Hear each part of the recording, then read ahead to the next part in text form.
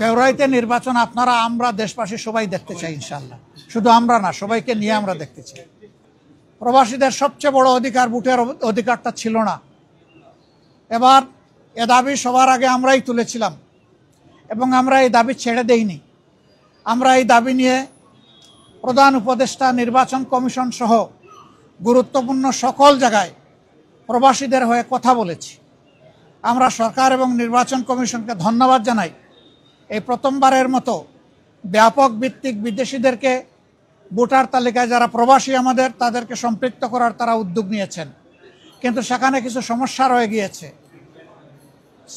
অক্টোবরের 30 তারিখ পর্যন্ত সময় বেঁধে দেওয়া হয়েছিল।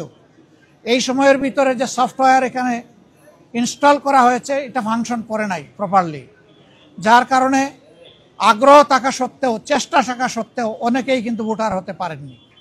আমাদের দাবি থাকবে নির্বাচন কমিশনের কাছে কমপক্ষে আরও 15 দিন এই সময় বর্ধিত করা হোক এবং যে জটিলতাগুলো রয়েছে সেগুলা সহজ করে তাদেরকে ভোটার হওয়ার সুযোগ তৈরি করে দেওয়া হোক।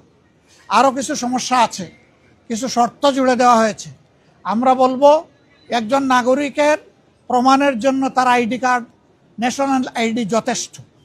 তার পাশাপাশি যদি তার একটা পাসপোর্ট থাকে, ভ্যালিড পাসপোর্ট, তাহলে আর কিছুরই প্রয়োজন হয় না।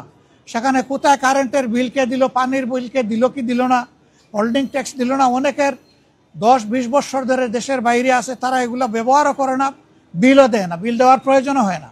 সেগুলো শর্ত জুড়ে দেওয়া হয়েছে। আমরা এগুলাকে সহজ করার জন্য আহ্বান জানাবো।